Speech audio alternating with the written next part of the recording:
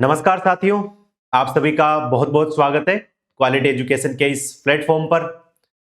तो आज की क्लास में हम जिस टॉपिक पर डिस्कस करने वाले हैं वो टॉपिक है हमारा नागरिक अधिकार पत्र यानी कि सिटीजन चार्टर।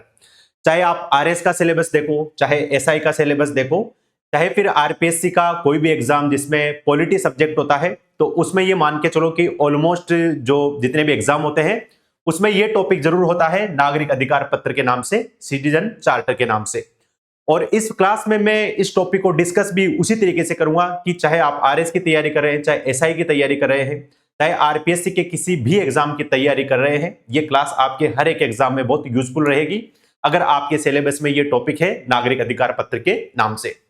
लेकिन देखो, इसमें दिक्कत क्या होती है कि अमूमन हम जब इस तरह की क्लासेस लेकर के आते हैं तो उसमें दिक्कत ये है कि व्यूज बहुत कम आते हैं, क्योंकि आजकल बच्चे जितने भी तैयारी कर रहे हैं उनका माइंडसेट ये बन चुका है कि उनको कम समय में बहुत ज्यादा चीजें चाहिए, यानी कि कोई ऐसा वीडियो हो जो 30 मिनट का हो और 30 मिनट में उन्हें 2-3 टॉपिक उनके साथ में एक साथ उनको मिल जाए।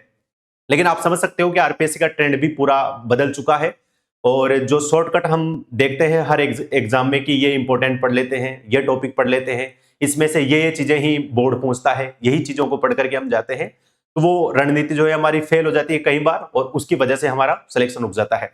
तो इस क्लास में मैं आप लोगों को शॉर्ट में नहीं पढ़ाऊंगा, पूरा कंप्लीट इस टॉपिक के बारे में बात करेंगे कि नागरिक अधिकार पत्र आखिर होता क्या है, इसकी शुरुआत कब से हुई।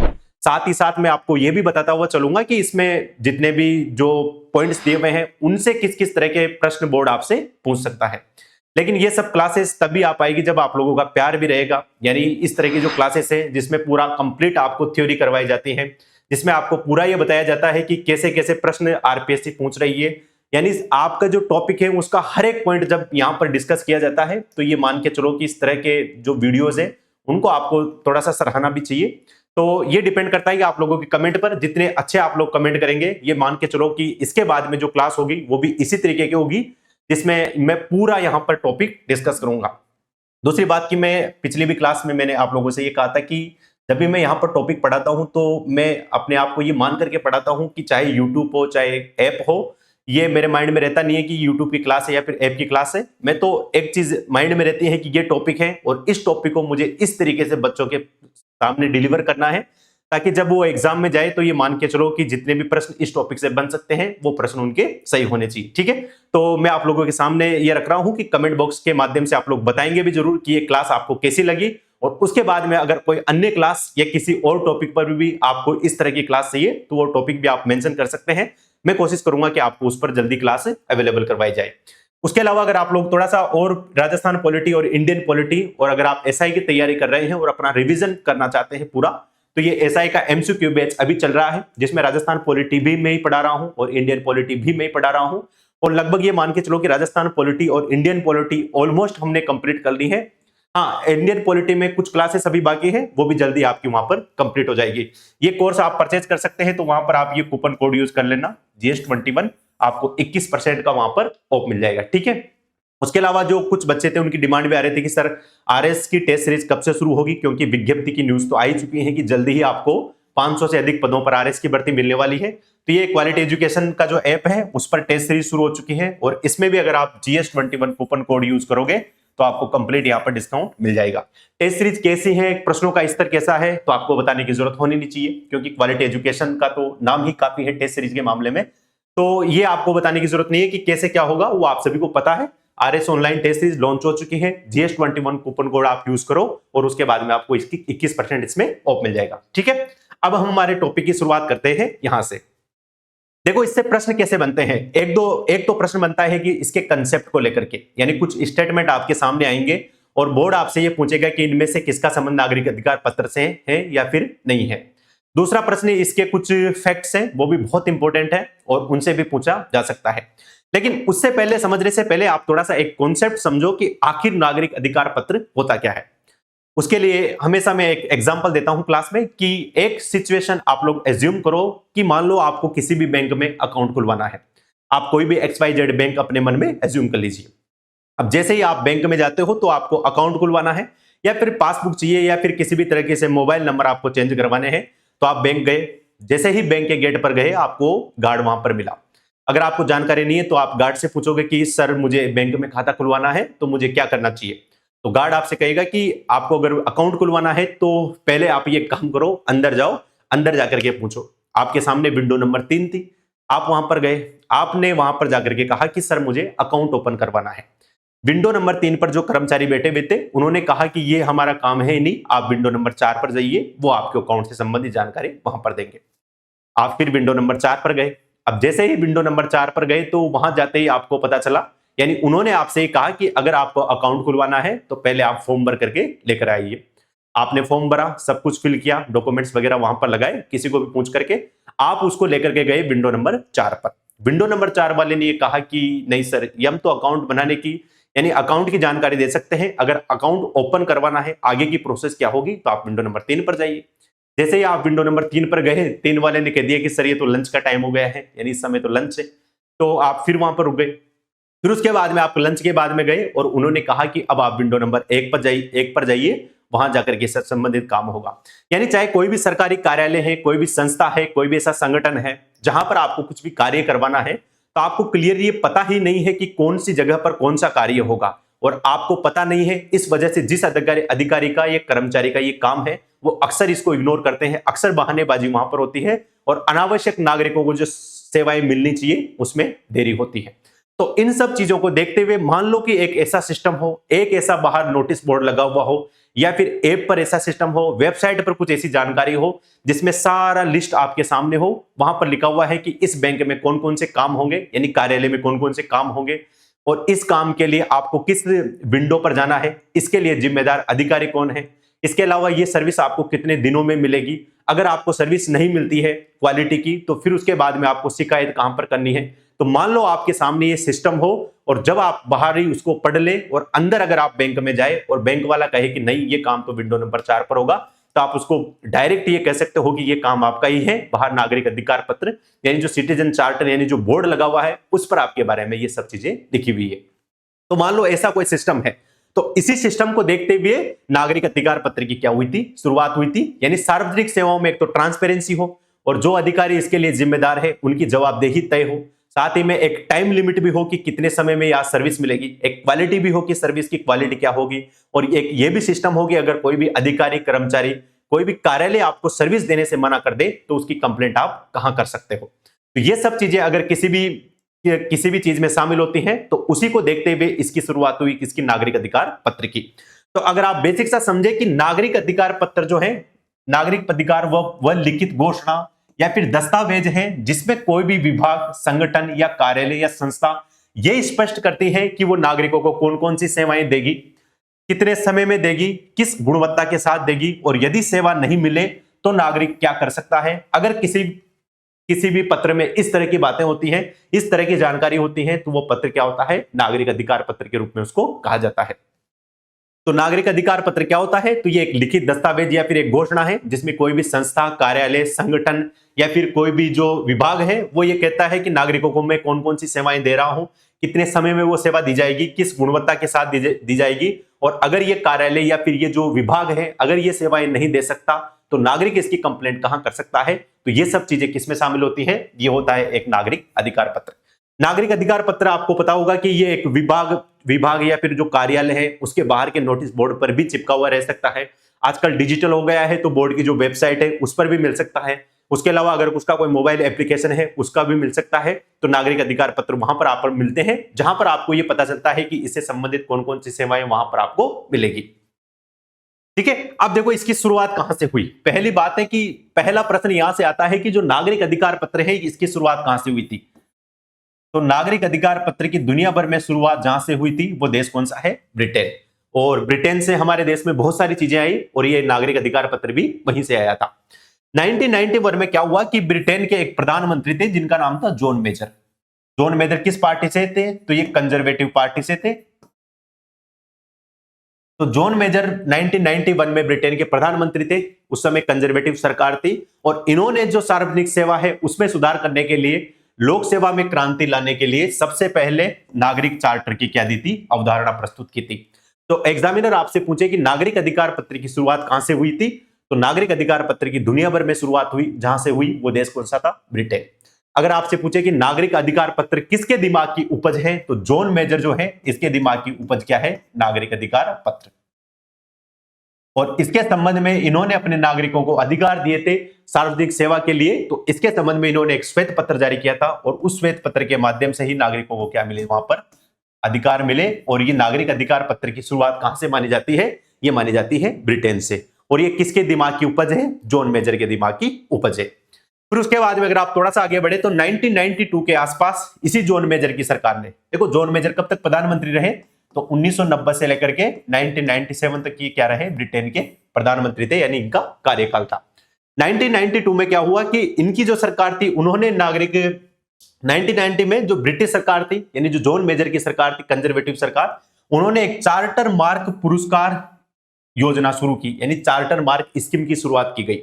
अब ये स्कीम क्या थी, इसका मतलब इस स्कीम का उद्देश्य यह था कि सार्वजनिक सेवा में जो भी अधिकारी या कर्मचारी बेहतर प्रदर्शन कर रहा है उसको क्या दिया जाए, पुरस्कार दिया जाए। जैसे आप लोग किसी भी कार्यालय में, किसी भी विभाग में ये सब देखते होंगे, अक्सर आप जब इंटरव्यू देने जाओगे तो वहां पर भी आपको प्रश्न पूछा जाएगा कि कोई भी कार्यालय है, कोई भी विभाग है, उसमें किस किस तरह से सुधार किया जाना चाहिए। तो एक अवधारणा जनरली काम करती है, वो है दंड और पुरस्कार की। यानी जो व्यक्ति भ्रष्टाचार कर रहा है, भ्रष्टाचार में लिप्त है, उसको क्या दिया जाना चाहिए, दंड दिया जाना चाहिए। लेकिन यदि कोई बहुत ही ईमानदारी से कार्य कर रहा है, अगर पूरी उसकी सत्यनिष्ठा के साथ, इंटेग्रिटी के साथ में कार्य कर रहा है, तो उसको क्या मिलना चाहिए, पुरस्कार भी मिलना चाहिए। जो भ्रष्टाचारी है उसको अगर हम दंड देंगे तो बाकी वहां के जो अधिकारी और कर्मचारी हैं वो भ्रष्टाचार में लिप्त होने से 3 बार सोचेंगे। क्यों सोचेंगे, क्योंकि उनके सामने एक एग्जाम्पल है कि भ्रष्टाचारी का क्या हाल होता है। लेकिन साथ ही में अगर हम ईमानदार को भी अवार्ड देंगे तो साथ ही में बाकी जो टर्म्स, जो विभाग है, जो भी संस्था है, जो भी इंस्टीट्यूशन है, उसके जो अधिकारी और कर्मचारी हैं, उनके भीतर भी इस बात को लेकर के मोटिवेशन आएगा कि ये जो अब अगर हम ईमानदारी से काम करेंगे तो उसका हमें पुरस्कार भी मिलेगा और जनता का जो है प्यार भी मिलेगा और समाज में क्या मिलेगा, सम्मान भी मिलेगा। तो जनरली ये 2 उदाहरण काम करते हैं, एक तो दंड और पुरस्कार की। यानी जो भ्रष्टाचारी है, अपराधी है, उसको दंड दिया जाना चाहिए, लेकिन जो काफी ईमानदारी से कार्य कर रहा है तो उसको क्या मिलना चाहिए, पुरस्कार भी मिलना चाहिए। तो ये पूरी अवधारणा यहां पर की। और चार्टर मार्क की जो स्कीम थी, यानी कि जो योजना थी, इसके तहत जॉन मेजर की जो सरकार थी, उन्होंने ये कहा कि जो भी व्यक्ति बहुत ईमानदारी से सार्वजनिक सेवाओं में अच्छा काम करेगा उसको क्या मिलेगा, पुरस्कार भी मिलेगा। ठीक है, अब हम थोड़ा सा टाइम में आगे आते हैं। 1998 में सरकार चेंज हो गई। सरकार किसकी आ गई, टोनी ब्लेयर जो थे वो पीएम थे और लेबर पार्टी की क्या बनी, सरकार बनी। और इन्होंने जो ये श्वेत पत्र जारी किया था, नागरिक अधिकार पत्र, सिटीजन चार्टर, इसका नाम बदल करके क्या कर दिया, सर्विसेज फर्स्ट के नाम से इसका नाम कर दिया। यानी जो 1998 में लेबर पार्टी की जो सरकार थी, टोनी ब्लेयर जो थे, उन्होंने जो नागरिक अधिकार पत्र था उसका नाम बदल करके किस नाम से उसको फिर से प्रारंभ किया, तो सर्विसेज फर्स्ट के नाम से उन्होंने इसको फिर से क्या किया, प्रारंभ किया। तो ये 1998 का भी आप लोग याद रखेंगे। अब देखो ये सारी बातें हो चुकी हैं। अब देखो नागरिक अधिकार पत्र जो होता है उसमें क्या चीजें शामिल होती हैं। अब आप में से कुछ लोग कहेंगे कि सर ये भारत में कैसे आया, भारत में इसकी शुरुआत कैसे हुई। उसको आप थोड़ा सा पेशेंस रखें, मैं आपको अभी थोड़ी देर बाद उसका ये बताऊंगा कि भारत में इसकी शुरुआत कहां से कैसे हुई थी। लेकिन नागरिक चार्टर आंदोलन जो था उसके 6 मूलभूत सिद्धांत थे, यानी 6 कहते हैं उसके सिद्धांत की अनुरूप उसमें क्या क्या होना चाहिए, ये बातें हैं। तो पहली बात कि इसको नागरिक चार्टर जो आंदोलन है इसको मूल रूप से तैयार, इसके 6 सिद्धांत थे। 6 सिद्धांत कौन कौन से हैं, एक तो है इसका गुणवत्ता, यानी सेवाओं की गुणवत्ता में क्या होना चाहिए, सुधार होना चाहिए। सेवाओं की गुणवत्ता में सुधार कैसा होना चाहिए, तो एक सही समय पर सेवा मिल सके और साथ ही में अच्छी क्वालिटी की सेवा मिल सके। तो सेवा की जो गुणवत्ता है उसमें क्या होना चाहिए, सुधार।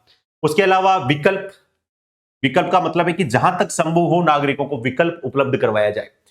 विकल्प उपलब्ध करवाने का मतलब है कि ये जो सेवा है इसको आप ऑनलाइन भी कर सकते हैं, ऑफलाइन भी ले सकते हैं। तो ये जो विकल्प है, यानी नागरिकों को विकल्प दिया जाए कि उस कार्यालय में या फिर इस कार्यालय में, तो जहां तक पॉसिबल हो नागरिकों को क्या उपलब्ध होने चाहिए, विकल्प उपलब्ध होने चाहिए। तो दूसरा सिद्धांत क्या है इसका, विकल्प।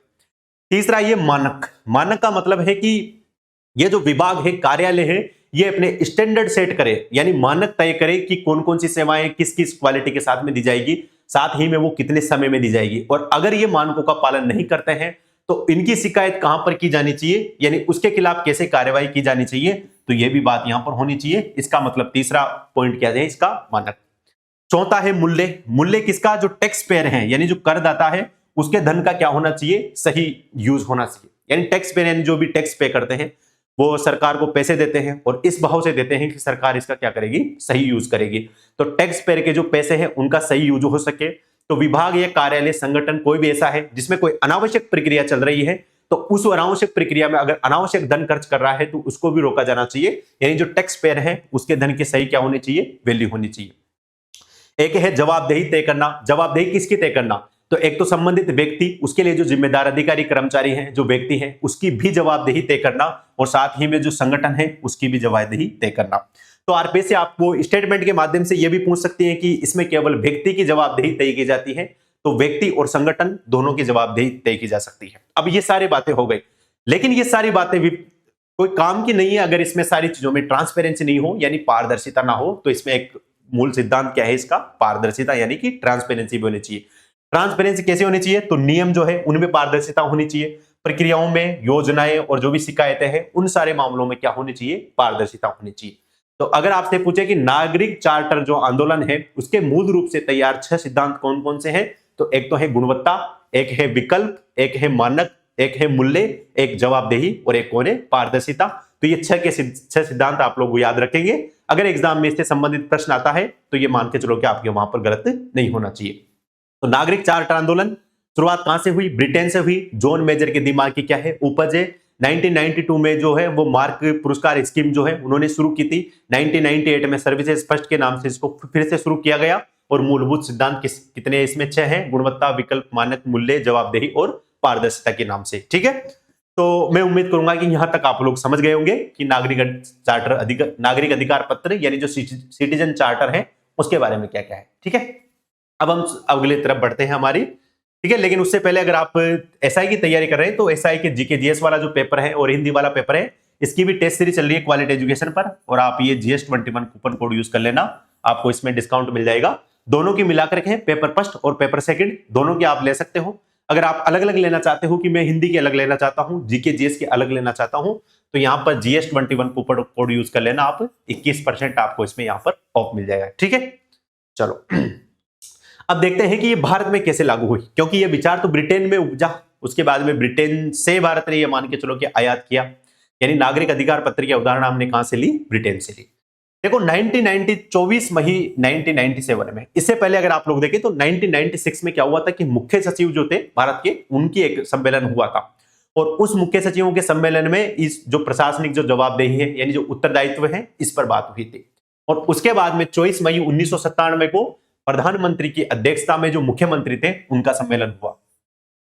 तो मुख्यमंत्रियों का सम्मेलन हुआ, और उस सम्मेलन की थीम क्या थी, तो उसका तब प्रभावी तथा उत्तरदायित्व प्रशासन, यानी प्रशासन प्रभावी भी हो और साथ ही में क्या हो, उत्तरदायित्व भी उसका तय हो। तो इस पर यह सम्मेलन आयोजित हुआ था। तो 24 मई 1997 को यह सम्मेलन आयोजित हुआ, और इसी सम्मेलन में प्रत्येक विभाग और जो कार्यालय है उसको यह कहा गया कि सब अपना अपना क्या करेंगे, नागरिक अधिकार पत्र बनाएंगे, यानी नागरिक अधिकार पत्र की शुरुआत करेंगे। तो अगर आपसे पूछे कि भारत में नागरिक अधिकार पत्र की शुरुआत कहां से मानी जाती है, तो भारत में नागरिक अधिकार पत्र की शुरुआत मानी जाती है 1997 से। ठीक है, ये आप लोग याद रखेंगे। अब ये जो मुख्यमंत्रियों का सम्मेलन हुआ, इसका विषय क्या था, प्रभावी तथा उत्तरदायित्व प्रशासन। मुख्यमंत्रियों का सम्मेलन कौन से मुद्दे पर हुआ था, नागरिक अधिकार पत्र को लेकर के भी एक पॉइंट इसमें शामिल था, लेकिन मेन मकसद यह था कि प्रशासन को कैसे प्रभावी और उत्तरदायी बनाया जाए। तो इस पर यह सम्मेलन हुआ था 24 मई 1997 को, और इसी सम्मेलन में यानी 1997 में ही नागरिक अधिकार पत्र की भारत में क्या मानी जाती है, शुरुआत मानी जाती है। अब इसमें क्या हुआ, इस सम्मेलन में 9 सूत्रीय कार्य योजना दी गई, यानी 9 सूत्रों पर यहां पर बात की गई। 9 सूत्र कौन कौन से थे, तो पहला था कि नागरिकों के लिए अधिकार पत्र एवं जवाबदेह प्रशासन हो, यानी नागरिकों के पास में उनके कौन कौन से अधिकार हैं इसका पूरा डॉक्यूमेंट होना चाहिए, यानी एक पत्र होना चाहिए। साथ ही में जो है वो जवाबदेह प्रशासन, यानी प्रशासन की हुई जवाबदेही क्या होनी चाहिए, तय होनी चाहिए। दूसरा पॉइंट है कि ग्रामीण और शहरी निकाय जो हैं उनको अधिक अधिकार देने चाहिए, यानी जो ग्रामीण और जो शहरी बॉडीज है, यानी जो अर्बन बॉडीज है, उनको भी क्या मिलना चाहिए, अधिकार मिलना चाहिए। तीसरा है कि लोक शिकायत निवारण तंत्र होना चाहिए, यानी शिकायतों का निवारण कैसे हो उसके लिए एक तंत्र हो। प्रशासन में पारदर्शिता हो, यानी एक ट्रांसपेरेंसी जैसा सिस्टम हो। उसके अलावा पांचवा था कि कार्मिकों का जो कार्यकाल है उनमें स्थायी हो, यानी जो कर्मचारी काम कर रहे हैं उनका कार्यकाल फिक्स होना चाहिए। जो भी प्रवर्तित कानून है, जो भी नियम यहां पर बने हुए हैं, उनकी समय समय पर क्या होनी चाहिए, समीक्षा भी होनी चाहिए। तो ये था। उसके बाद में सेवाओं का विकेंद्रीकरण हो, यानी जो भी सर्विसेज हैं वो किसी एक जगह पर केंद्रित ना होकर के उनका क्या होना चाहिए, विकेंद्रीकरण होना चाहिए। उसके अलावा सरकारी कार्यालयों से सूचना प्राप्त करने का अधिकार होना चाहिए, जो सूचना का अधिकार अधिनियम बाद में आया। और लोक सेवकों के लिए यानी जो पब्लिक सर्वेंट है इनके लिए भी कोड ऑफ कंडक्ट यानी कि आचार संहिता होनी चाहिए। तो ये आप लोगों से पूछा जा सकता है कि 24 मई 1997 को जो प्रधानमंत्री की अध्यक्षता में मुख्यमंत्रियों का सम्मेलन हुआ था प्रभावी तथा उत्तरदायित्व प्रशासन पर, उसमें 9 सूत्रीय कार्यक्रम पर यानी 9 सूत्रीय कार्य योजना पर विचार किया गया, इसमें शामिल है या फिर इसमें शामिल नहीं है। पहला याद रखना कि नागरिकों के लिए अधिकार पत्र और जवाबदेह प्रशासन, दूसरा है ग्रामीण और शहरी निकायों को अधिक अधिकार, लोक शिकायत निवारण तंत्र, प्रशासन में पारदर्शिता, कार्मिकों के कार्यकाल का स्थायित्व, प्रवर्तित कानूनों और प्रक्रियाओं की समीक्षा, सेवाओं का विकेंद्रीकरण, सरकारी कार्यालयों से सूचना प्राप्त करने का अधिकार और लोक सेवकों के लिए आचार संहिता। तो ये 9 सूत्रीय कार्य योजना थी, इन 9 को आप लोगों को याद रखना है। ठीक है, देखो इसमें तथ्य कम है और समझने जैसी बातें ज्यादा है, या फिर इस तरह की लाइंस आपको वहां पर ज्यादा मिलेगी। तो ये 9 सूत्रीय जो कार्य योजना थी इनको आप लोग याद रखेंगे, और इसमें एक पॉइंट लिखा हुआ है नागरिकों के लिए नागरिक अधिकार पत्र और जवाबदेह प्रशासन। ठीक है, अब आता है कि भारत में सबसे पहले नागरिक अधिकार पत्र किस मंत्रालय ने जारी किया था। तो 1997 में खाद्य और आपूर्ति मंत्रालय जो था उसने इसके बारे में 1997 में नागरिक अधिकार पत्र जारी किया था। तो नागरिक अधिकार पत्र को जारी करने वाला भारत में पहला विभाग या मंत्रालय कौन सा है, तो वो मंत्रालय है खाद्य एवं आपूर्ति मंत्रालय। और कब जारी किया था, 1997 में। तो ये तो बात हो गई भारत के बारे में। अब देखते हैं, देखिए राजस्थान वाले कितने पीछे हैं या फिर राजस्थान ने कब किया। तो राजस्थान में सबसे पहले नागरिक आपूर्ति जो विभाग था उसने 1998 में नागरिक अधिकार पत्र जारी किया। तो राजस्थान में नागरिक अधिकार पत्र जारी करने वाला पहला विभाग कौन सा था, तो वो था नागरिक आपूर्ति विभाग 1998 में। फिर उसके बाद में 1999 में राजस्व मंडल जो था उसने भी नागरिक अधिकार पत्र क्या कर दिया, जारी कर दिया। तो ये 3 फैक्ट्स बहुत इंपॉर्टेंट है। आप लोगों से ये पूछा जा सकता है कि राजस्थान में सर्वप्रथम नागरिक अधिकार पत्र जारी करने वाला निकाय, विभाग या फिर जो संगठन है वो कौन सा था, तो वो था नागरिक आपूर्ति विभाग। कब जारी किया, तो 1998 में इसने जारी किया। राजस्व मंडल ने नागरिक अधिकार पत्र कब जारी किया, तो 1999 में इन्हें नागरिक अधिकार पत्र जारी किया था। ठीक है, अब एक प्रश्न मैं आप लोगों से पूछ रहा हूं कि नागरिक अधिकार पत्र को लागू करने वाला भारत का पहला राज्य कौन सा है। तो नागरिक अधिकार पत्र को लागू करने वाला भारत का प्रथम राज्य कौन सा है, इसका जवाब आप लोग कहां पर देंगे, कमेंट के माध्यम से देंगे। ठीक है, इसकी एक वेबसाइट भी बनी हुई है गो चार्टर के नाम से, gocharter.nic.in। वहीं से मैंने इसका पूरा कंटेंट वहां पर लिया है। इसका मतलब है कि ये कंटेंट आपको क्या मिलेगा, ऑथेंटिक मिलेगा। कुछ बातें ऐसी हैं जो वहां पर नहीं लिखी भी थी, वो मैंने कहीं अन्य सोर्स से इसमें शामिल की है। इसका मतलब यहाँ का कंटेंट ऑथेंटिक भी है और साथ ही में क्या है, पूरा भी है। जैसे आप लोग पढ़ते हैं कि सूचना का जो अधिकार अधिनियम था उसमें एक संगठन था जिसने बहुत महत्वपूर्ण भूमिका निभाई थी। वो संगठन कौन सा था, मजदूर किसान शक्ति संगठन, जो अरुणा रॉय वाला था। लेकिन जो नागरिक अधिकार पत्र आंदोलन है इसमें महत्वपूर्ण भूमिका निभाने वाले संगठन का नाम क्या है, यानी जो एनजीओ है वो कौन है, कॉमन कॉज के नाम से। और इस कॉमन कॉज एनजीओ को संचालित कौन करते हैं, तो एसडी सोरी जो है इसको क्या करते हैं, संचालित करते हैं। तो अगर आपसे पूछे कि नागरिक अधिकार पत्र से संबंधित भारत में कौन सा एनजीओ है, तो वो है कॉमन कॉज, और इससे संबंधित व्यक्ति कौन है जो इसको संचालित करते हैं, वो है एसडी सोरी। अब इसकी वेबसाइट कब लॉन्च की गई, यह भी प्रश्न आज आरपीएससी पूछ सकती है। तो 31 मई 2002 को इसकी वेबसाइट लॉन्च की गई www.gocharter.nic.in के नाम से। तो वेबसाइट कब लॉन्च की गई, 31 मई 2002 को। और इससे संबंधित विभाग कौन सा है, प्रशासनिक सुधार व लोक शिकायत विभाग जो है इससे संबंधित क्या है, विभाग है। तो ये सारी बातें आप लोगों को यहां पर रखनी है। अब एक बहुत इंपॉर्टेंट है, यहां पर ये स्टार लगा लीजिए कि नागरिक अधिकार पत्र यानी जो सिटीजन चार्टर है ये कानूनी तौर पर लागू नहीं किया जा सकता, यानी ये लीगली इन्फोर्सेबल नहीं है। यानी जो नागरिक अधिकार पत्र है अगर कोई इसको लागू नहीं करता है, इसकी पालना नहीं करता है, तो आप उसके खिलाफ कोर्ट में नहीं जा सकते, उसके खिलाफ आप केस नहीं कर सकते। क्यों नहीं कर सकते, क्योंकि नागरिक अधिकार पत्र वाद योग्य नहीं है, कानूनी रूप से यह प्रवर्तनीय नहीं है या फिर लीगली इन्फोर्सेबल नहीं है। अब आप कहोगे कि सर फिर तो बहुत लफड़ा हो गया। अगर नागरिक अधिकार पत्र कानूनी रूप से प्रवर्तनीय नहीं है, लीगली इन्फोर्सेबल नहीं है, तो फिर कोई अधिकारी कर्मचारी है वो कार्य करे या फिर नहीं करे, उससे क्या फर्क पड़ता है, उसको दंड तो मिलेगा नहीं। लेकिन ऐसा नहीं है। ऐसा इसलिए नहीं है क्योंकि अलग अलग राज्यों ने इससे संबंधित अपने यहाँ पर कानून बना रखे हैं। जैसे आपने अगर आरएस की तैयारी कर रहे होंगे आप लोग, तो आप लोगों ने एक एक्ट सुना होगा, राजस्थान लोक सेवा गारंटी अधिनियम। जो राजस्थान लोक सेवा गारंटी अधिनियम है वो इसी नागरिक अधिकार पत्र को कानूनी मजबूती प्रदान करता है। और उसमें वहां पर क्लियर लिखा हुआ है कि किस सेवा के लिए अधिकतम अवधि कितनी है। यानी अगर आपको गृह विभाग से पासपोर्ट का सत्यापन करवाना है उसके लिए टाइम कितना है, बाकी सारी जितनी भी सेवाएं हैं, कौन कौन सी सेवा उसमें शामिल है, तो उसके लिए अवधि कौन सी है, जिम्मेदार अधिकारी कौन सा है, और अगर वो नहीं करता है तो उसकी शिकायत आप कहां पर कर सकते हो, और अगर शिकायत पर भी कार्यवाही नहीं हो सकती है तो उसकी अपील आप कहां पर कर सकते हो। तो राजस्थान ने इसको कानूनी रूप से मजबूत करने के लिए एक एक्ट बनाया था 2011 में, राजस्थान लोक सेवा गारंटी अधिनियम के नाम से। उसके अलावा राजस्थान में राइट टू हियरिंग है, यानी सुनवाई का अधिकार भी है। ये जो सुनवाई का अधिकार है, राजस्थान लोक सेवा गारंटी अधिनियम है, ये जो पब्लिक सर्विसेज हैं यानी सार्वजनिक सेवाएं हैं, इनमें पारदर्शिता हो, ये ठीक ढंग से कार्य कर सके, नागरिकों को समय पर सेवाएं उपलब्ध हो सके, तो उसके लिए ये अधिनियम लाया गया था। और इसके तहत अगर कोई अधिकारी और कर्मचारी अपना जो कर्तव्य है उसको पालन करने में असफल रहता है तो इस एक्ट के तहत उनको दंड भी दिया जा सकता है। लेकिन अगर आपसे पूछे कि नागरिक अधिकार प्रकृति कैसी है, तो ये लीगली इन्फोर्सेबल नहीं है, यानी वाद योग्य नहीं है, कानूनी तौर पर इसको लागू नहीं किया जा सकता। देखो इसके बारे में अगर आप थोड़ा सा और देखना चाहिए तो 2011 में इसके संबंध में एक एक्ट भी लाया गया था।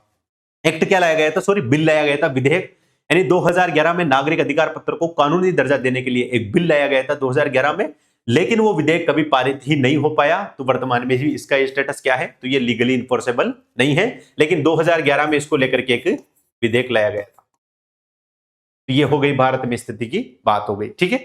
अब देखते हैं कि नागरिक अधिकार पत्र के उद्देश्य क्या है। हालांकि अगर आप लोगों ने मेरी बातें ठीक से सुनी होगी तो ये मान के चलो कि ये आप लोगों के लिए बहुत आसान है, आप इसको आसानी से यहां पर समझ जाओगे।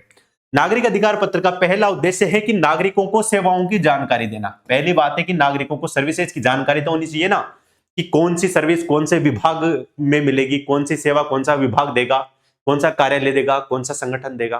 तो नागरिकों को सेवाओं की जानकारी देना, नागरिकों को भी पता रहे कि कौन कौन सर्विस प्राप्त करना उनका अधिकार है, कौन कौन से अधिकारी के पास में वो जा सकते हैं।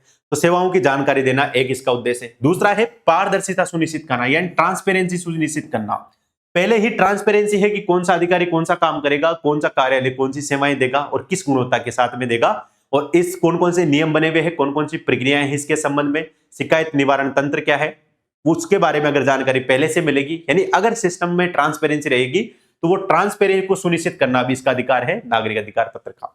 दूसरा है कि सेवाओं की समय सीमा तय करना, यानी ऐसा ना हो कि आप जन्म प्रमाण पत्र बनाने जाए और वो कहे कि जन्म प्रमाण पत्र कि 1 साल बाद आना, अभी सर क्या है छुट्टी पर है या फिर अभी सर्वर नहीं चल रहे हैं। तो आपको पता लगे कि आप जन्म प्रमाण पत्र बनाने गए थे लेकिन टाइम लिमिट तो उसकी खत्म हो गई, यानी आप जन्म प्रमाण पत्र बनाने गए लेकिन आपको टाइम दिया गया 1 साल के बाद में, 2 साल निकल गए, बन ही नहीं रहा, बच्चा बड़ा हो रहा है, जन्म प्रमाण पत्र है ही नहीं। तो एक समय सीमा भी तय की गई कि कितने समय के भीतर भीतर क्या मिलनी चाहिए, सेवाएं मिलनी चाहिए। तो सेवाओं की समय सीमा तय करना। तीसरा है प्रशासनिक जवाबदेही बढ़ाना, यानी जो प्रशासनिक अधिकारी है, जो प्रशासन है, उनकी जो जवाबदेही है वो भी बढ़ाना है कि कौन इसके लिए क्या है उत्तरदायी है, कौन से अधिकारी को इसके प्रति रेस्पॉन्सिबल हम ठहरा सकते हैं। उसके अलावा सेवाओं की गुणवत्ता में सुधार करना, ये भी बात एकदम सही है। नागरिक उन्मुखी शासन, यानी जो नागरिकों के उन्मुखी शासन, यानी नागरिकों की सेंट्रिक जो सिटीजन सेंट्रिक अप्रोच होती है उस तरह का क्या होना चाहिए, शासन होना चाहिए। अब देखो आरपीसी क्या कर सकती है, 3 स्टेटमेंट पॉजिटिव दे देगी और एक ये दे देगी नागरिक विमुखी शासन। तो उन्मुखी का विलोम क्या हो गया, विमुखी, और वो वहां पर गलत हो जाएगा। ऐसा ही आप लोगों से वहां पर करवाया जाएगा। तो नागरिक उन्मुखी शासन जो है ये भी क्या है, इसका उद्देश्य है। उसके अलावा भ्रष्टाचार पर कंट्रोल करना, भ्रष्टाचार पर नियंत्रण करना। आप गए जन्म प्रमाण पत्र बनवाने, अधिकारी ने कहा कि इसके लिए पैसे लगेंगे 500 रुपए, लेकिन अगर नागरिक अधिकार पत्र है तो वहां पर यह भी लिखा हुआ है कि इसके लिए शुल्क कितना लगेगा। बाहर शुल्क लिखा हुआ है 100 रुपए और अंदर आपसे डिमांड कर रहे हैं 500 रुपए, तो आपका दिमाग घूम जाएगा। आप उसको कहोगे कि बाहर तो 500 रुपए 100 रुपए लिखे हुए हैं, आप 500 रुपए कैसे डिमांड कर रहे हो, अगर आप ये 500 रुपए लोगे तो मैं तो इसकी कंप्लेंट करूंगा। तो ये जो भ्रष्टाचार है इस पर कंट्रोल करने के लिए भी ये है कि अगर नागरिकों को ये पता है कि इस चीज के लिए पैसे इतने ही लगते हैं तो ये मान के चलो कि वो भ्रष्टाचार पर काफी कंट्रोल हो सकता है। अधिकारी भी इस चीज को लेकर के सतर्क रहेंगे कि इनको पता है कि इसके लिए पैसे कितने लगेंगे, अगर हम ज्यादा पैसों की डिमांड करेंगे तो ये हमारे ऊपर कंप्लेंट कर सकते हैं। और कंप्लेंट कहां पर करेंगे, तो उसका पूरा फॉर्मेट भी नागरिक अधिकार पत्र में दिया होता है कि कौन से अधिकारी के पास में कंप्लेंट करनी है, उसका ऑफिस नंबर क्या है, उसका ऑफिस का पता क्या है, अगर वो भी काम नहीं करता है तो उसकी अपील कहां करनी है। तो ये सारी चीजें वहां पर दी हुई होती है। इससे क्या होगा, भ्रष्टाचार जो है उस पर भी कंट्रोल होगा। ठीक है, तो ये थोड़ा सा भ्रष्टाचार पर कंट्रोल करता है। तीसरा है कि शिकायत निवारण व्यवस्था को मजबूत करना, यानी जो शिकायत निवारण तंत्र है उसको मजबूत करना। ऐसा ना हो आपने कंप्लेंट की और पिछले 1-1.5 महीने से आपकी कंप्लेंट को कोई देख ही नहीं रहा, अब आपको समझ में नहीं आ रहा कि इसका आगे क्या करें। कंप्लेंट को देख लिया लेकिन कार्यवाही नहीं हो रही है, तो शिकायत निवारण का जो पूरा पूरा सिस्टम बना हुआ है उसको भी क्या करना है, इसमें मजबूत बनाना है। नागरिकों में प्रशासन विश्वास बढ़ाना, नागरिक प्रशासन जो है उसमें विश्वास को क्या करना है, आपस में बढ़ाना है। लोग ऐसा ना सोचे कि ये जो अधिकारी और कर्मचारी है ये तो काम नहीं करते, ये तो काम करेंगे भी नहीं, बिना पैसों के तो काम होगा ही नहीं। इस चीज को हटाना है और साथ ही में ये बात सुनिश्चित करनी है कि नागरिकों का प्रशासन में और प्रशासन का नागरिकों में क्या रहे, विश्वास रहे। सुशासन को बढ़ावा देना, गुड गवर्नेंस को बढ़ावा देना, साथ ही में नागरिकों को अपने अधिकारों के बारे में जानकारी होगी तो नागरिक क्या बनेंगे, सशक्त बनेंगे, यानी नागरिकों को सशक्त बनाना। ये सारी चीजें क्या है, इसके नागरिक अधिकार पत्र के उद्देश्य है। अब आता है इसके मूल घटक क्या है, यानी एक नागरिक अधिकार पत्र में क्या क्या चीजें शामिल होती हैं। तो पहली बात कि नागरिक अधिकार पत्र में एक तो विभाग और कार्यालय का नाम होगा, पहली बात कि कौन सा विभाग है या फिर कौन सा ये कार्यालय है, उसका पूरा यहाँ पर नाम होगा।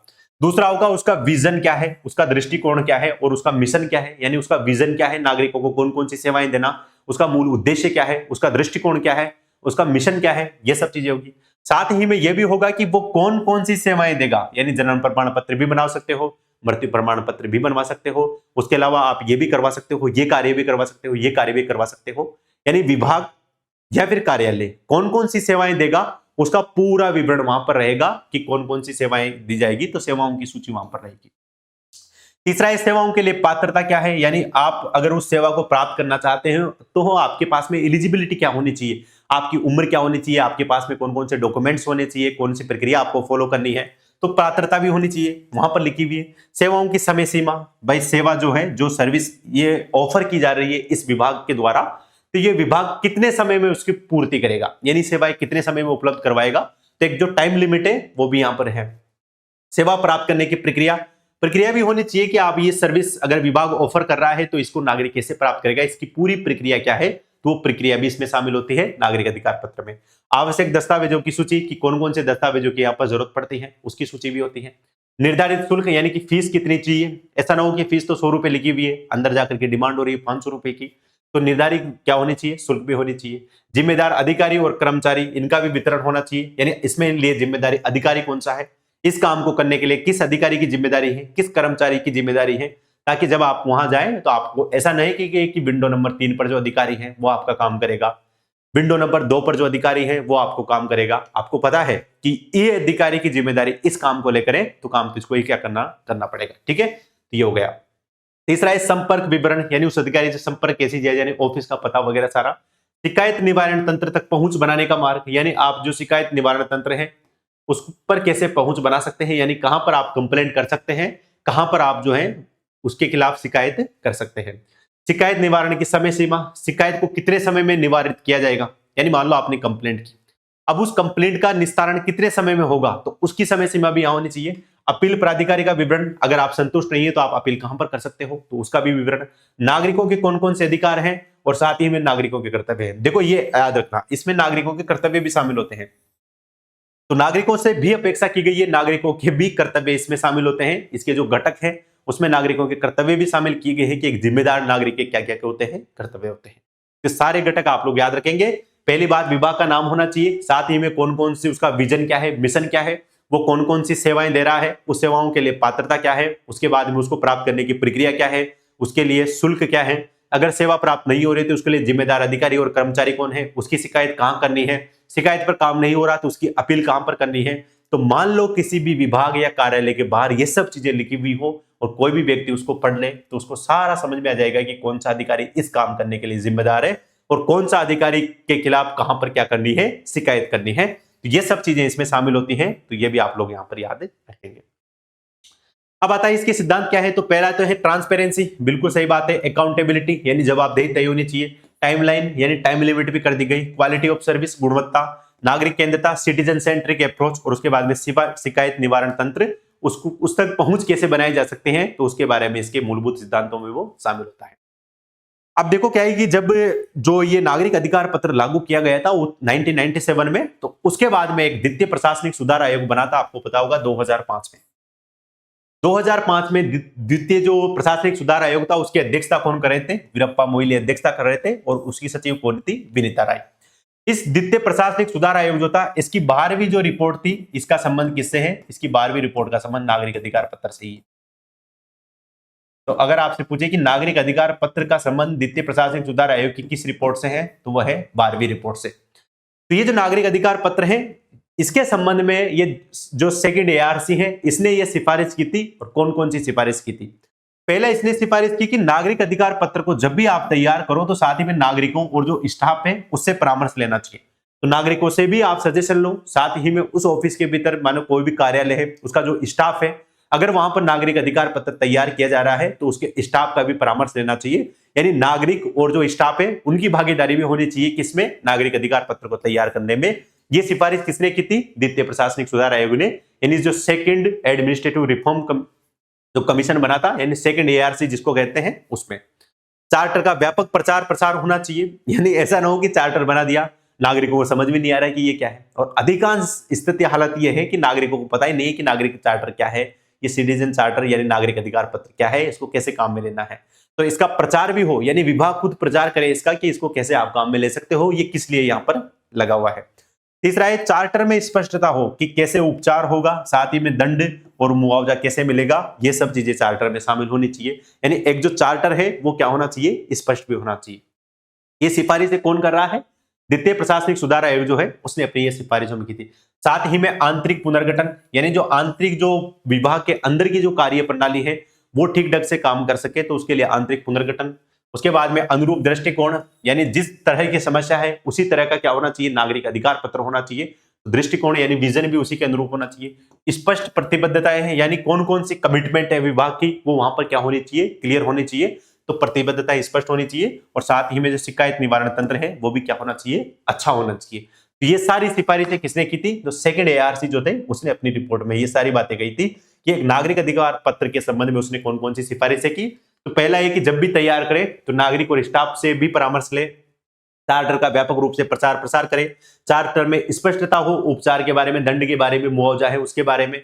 उसके अलावा आंतरिक पुनर्गठन, अनुरूप दृष्टिकोण, स्पष्ट प्रतिबद्धता है और निवारण तंत्र, इन सब के बारे में इसमें सिफारिश किसने की थी? तो सेकंड एआरसी यानी जो दूसरा प्रशासनिक सुधार आयोग था उसने इसमें सिफारिश की थी। ठीक है, चलो अब देखो क्या है कि ये सारा सिस्टम लग गया, प्रशासनिक सुधार आयोग भी बन गया। तो नागरिक अधिकार पत्रों के प्रभाव और उसकी सीमाओं के मूल्यांकन हेतु प्रशासनिक सुधार और जो लोक शिकायत विभाग है उसके द्वारा आयोजित एक रिपोर्ट वर्ष 2018 में प्रस्तुत की गई, जिसके अनुसार नागरिक अधिकार पत्र की कुछ सीमाएं निम्नलिखित हैं। यानी नागरिक अधिकार पत्र लागू कर दिया गया है, लेकिन इसमें कौन कौन सी कमियां हैं, कौन कौन सी इसकी लिमिटेशन है, इसके लिए एक जो हमारा जो प्रशासनिक सुधार और लोक शिकायत विभाग है इसकी एक रिपोर्ट है वर्ष 2008 में इन्होंने प्रस्तुत की थी।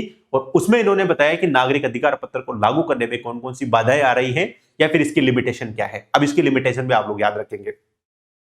अब इससे प्रश्न कैसे पूछेगा कि कुछ तो अच्छी क्वालिटी दे देंगे कि नागरिक अधिकार पत्र की ये बातें हैं, एक जो स्टेटमेंट है वो इसमें से उठा लेंगे और चारों को मिक्स करके बोलेंगे कि इनमें से कौन किसका संबंध नागरिक अधिकार पत्र की गुणवत्ता से नहीं है या फिर नागरिक अधिकार पत्र में शामिल नहीं है।